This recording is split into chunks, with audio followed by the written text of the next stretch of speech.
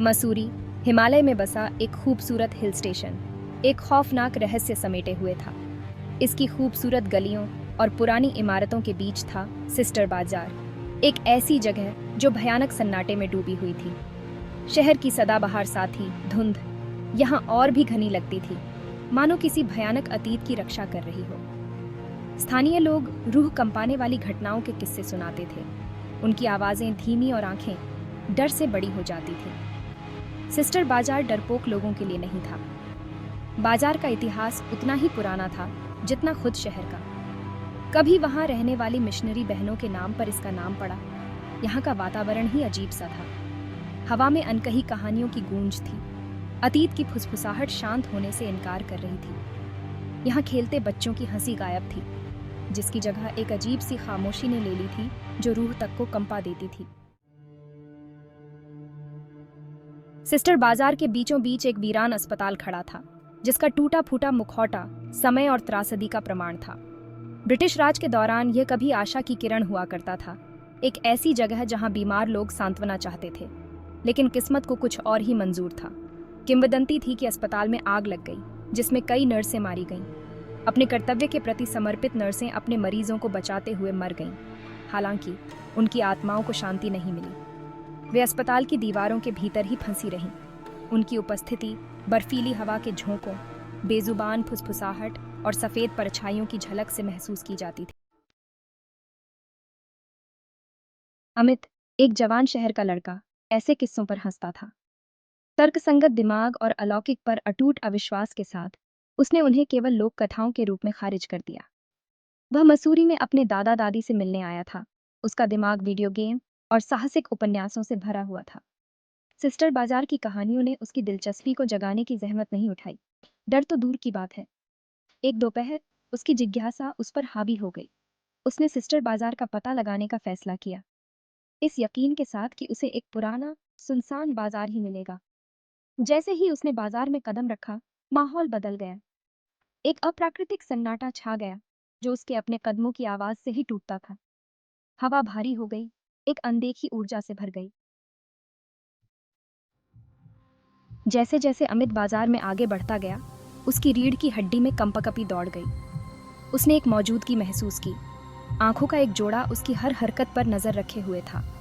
वह मुड़ा, ये उम्मीद करते हुए कि उसे कोई जिज्ञासु दुकानदार या आवारा कुत्ता मिलेगा।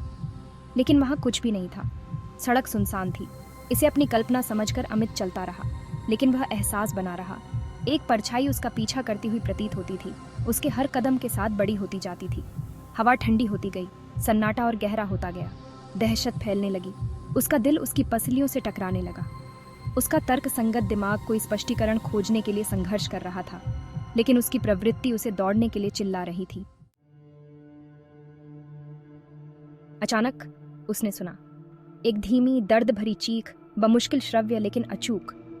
ऐसा लग रहा था कि यह उस वीरान अस्पताल से आ रही है, जिसकी टूटी खिड़कियां खाली आंखों की तरह उसे घूर रही थीं। वह जम गया, उसका खून बर्फ में बदल गया, और फिर उसने उसे देखा। सफेद वर्दी में एक भूतिया आकृति, उसकी पीठ उसकी ओर थी, अस्पताल के प्रवेश द्वार पर खड़ी थी। उसके लंबे काले बाल उसकी पीठ तक लहरा रहे थे, और उसका कमजोर हाथ उसकी ओर बढ़ा हुआ था, मानो उसे पास आने का इशारा कर रहा हो। अमित डर के मारे लकवा मार गया। उसकी सांस उसके गले में अटक गई और उसके पैर मानने से इनकार कर दिया। आकृति मुड़ी और अमित ने खुद को भूतिया नर्स के चेहरे को घूरते हुए पाया। उसका चेहरा, हालांकि उदास था, एक भयानक सुंदरता समेटे हुए था। उसकी आंखें, रात जितनी काली, उसे भेदती हुई प्रतीत हो रही थीं। वह उसकी ओर बढ़ी, उसके पैर जमीन को नहीं छू रहे थे।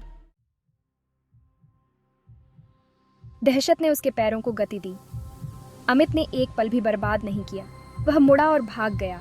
उसका दिल उसके कानों में धड़क रहा था। वह भूतिया चीखों को और तेज होते हुए सुन सकता था। नर्स के रोने की आवाज बाजार की खाली गलियों में गूंज रही थी। उसने पीछे मुड़कर देखने की हिम्मत नहीं की। भूतिया नर्स की छवि उसके दिमाग में छा गई। वह तब तक दौड़ता रहा जब तक उसके फेफड़े नहीं फट गए और उसके पैरों में दर्द नहीं होने लगा। वह सिस्टर बाजार से बाहर निकल गया। मसूरी के परिचित नज़ारे और आवाज़ें उसके ऊपर सुखदायक बाम की तरह छा गईं। जब तक वह अपने दादा दादी के घर की सुरक्षा तक नहीं पहुंच गया, तब तक वह दौड़ना बंद नहीं किया। हाँफते हुए वह दरवाजे से अंदर घुस गया। उसका चेहरा पीला पड़ गया। उसकी आंखें दहशत से फैली हुई थीं। घर की गर्मी और उसके दादा दादी के चिंतित चेहरों ने उसे धीरे धीरे शांत कर दिया। उसने अपने अनुभव के बारे में बताया। उसकी आवाज पहले तो कांप रही थी, लेकिन बोलते बोलते मजबूत होती गई। उसके दादा दादी ने धैर्यपूर्वक उसकी बात सुनी। उनके हाव भाव चिंता और समझ का मिश्रण थे। उन्होंने कहानियां सुनी थीं, सिस्टर बाजार की कथा जानते थे। उन्होंने उसके अनुभव को बचकानी कल्पना के रूप में खारिज नहीं किया। वे जानते थे कि अमित ने मसूरी का एक ऐसा पहलू देखा था जिसे स्वीकार करने की हिम्मत बहुत कम लोग करते थे। उस रात जब अमित बिस्तर पर लेटा था तो दिन की घटनाएं उसके दिमाग में घूम रही थीं। वह अभी भी हवा में ठंडक महसूस कर सकता था, नर्स के दर्द भरे रोने की आवाज सुन सकता था। अनुभव ने उसे झकझोर कर रख दिया था। उसका संदेह चला गया था। उसकी जगह अज्ञात के प्रति एक नया सम्मान आ गया था। उसने महसूस किया कि कुछ चीजों को समझाया नहीं जा सकता, केवल अनुभव किया जा सकता है। अमित फिर कभी सिस्टर बाजार नहीं गया। उस मुलाकात की याद उसके दिमाग में हमेशा के लिए बस गई थी। वह उस भयानक अनुभव को अपने साथ ले गया, एक ऐसा रहस्य जो वह जानता था कि वह बहुतों के साथ साझा नहीं करेगा।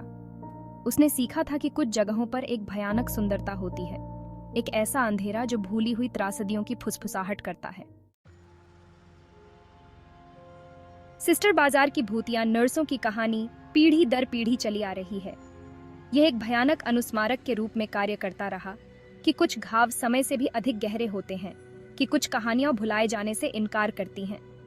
और जैसे ही धुंध ने मसूरी को अपनी चपेट में लेना जारी रखा, यह अपने साथ अतीत की फुसफुसाहट को ले गया जो पहाड़ियों से गूंज रही थी, ये सुनिश्चित करते हुए कि सिस्टर बाजार की किंवदंती बनी रहे।